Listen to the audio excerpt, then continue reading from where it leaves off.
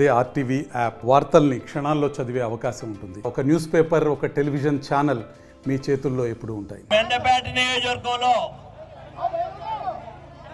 ఈ వార్త తెలిసినటువంటి వెంటనే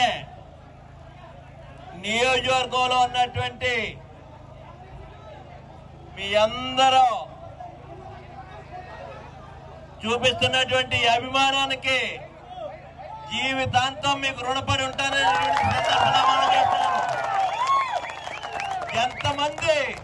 ఎంతమంది ఎన్ని దుర్మార్గాలు చేసినా మీ నుంచి నన్ను ఎవడూ విడదీయలేడనేటువంటి సవాలు.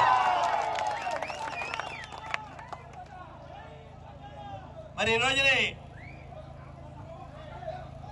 ఎప్పుడో 27 సంవత్సరాల క్రితం నుంచి నన్ను ఇబ్బంది పెడుతున్నటువంటి కొంతమంది రాజకీయ నాయకులు తన స్వార్థం కోసం 27 సంవత్సరాల నుంచి నన్ను అనేక ఇబ్బందులు గురి చేస్తున్నప్పటికీ మీ అందరి అభిమానం చెక్కు చెదరకుండా నా మీద ఉన్నంతకాలం ఎవడో నన్ను ఏం చేయలేడు. జగన్మోహన్ రెడ్డి గారు చెప్తున్నట్టు పైన భగవంతుడు, కింద మీరు ఉన్నంతకాలం నాకు ఏమీ కాదు. ఈరోజు మీ అందరికీ ఒక్క విషయం చెప్పాలి. ఇక్కడ ఇన్ని సంవత్సరాలుగా ఈ శిరోమండనం కేసు అనేటువంటిది నాకు చూపించి, ఒక భూతాన్ని చూపించినట్టు చూపించి,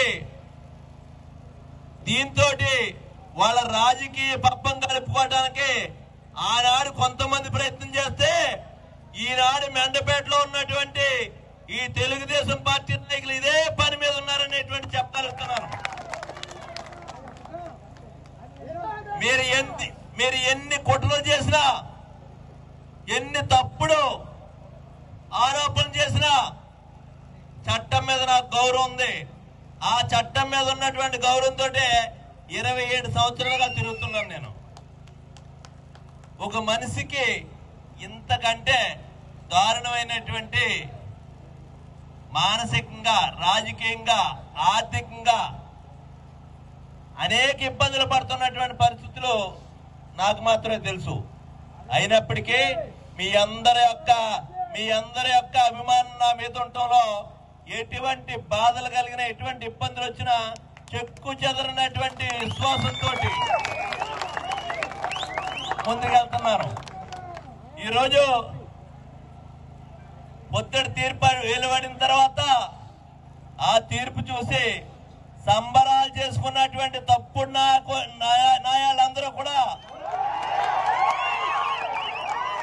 సంబరాలు చేసుకున్నారట. అరే బాబు, ఒక్క విషయం చెప్తున్నాను, ఇదేదో భయంకరమైనటువంటి కేసు. ఈ శిరోమండం కేసులోనే తోట త్రిమూర్తులు అన్నవాడు ఇంకా బయటకు రాడు అనేటువంటి ఆలోచన మీకుంది. మీ అందరి బలం, మీ అందరి ఆశీర్వచనం నాకున్నంతకాలం ఏ కటకటాలు కూడా నన్ను ఆపలేదు, ఎవరు కూడా ఆపలేరు. మీ నుంచి నన్ను దూరం చేయలేదు ఎవరుని. తీర్పు వెలువడినటువంటి ఒక 2 గంటల్లో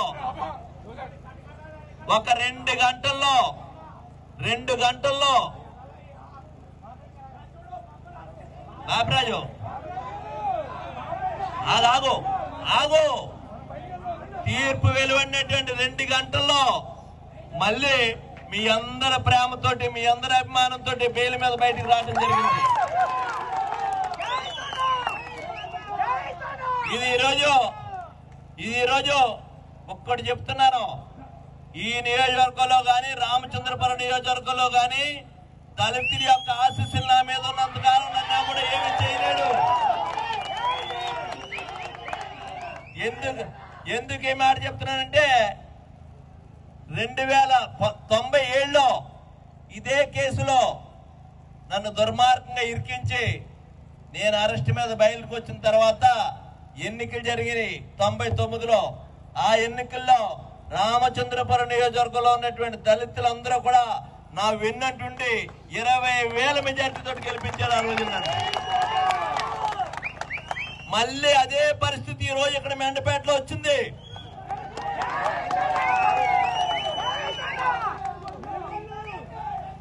వీళ్ళు ఎన్ని కుట్రలు చేసినా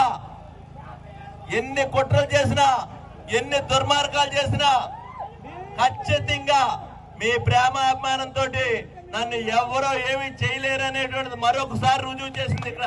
మరిన్ని వీడియోస్ కోసం ఛానల్ ని సబ్స్క్రైబ్ చేయండి, లేటెస్ట్ అప్డేట్స్ కోసం వాట్సాప్ ఛానల్ ని ఫాలో చేయండి అండ్ లింక్ డిస్క్రిప్షన్ లో ఉంది.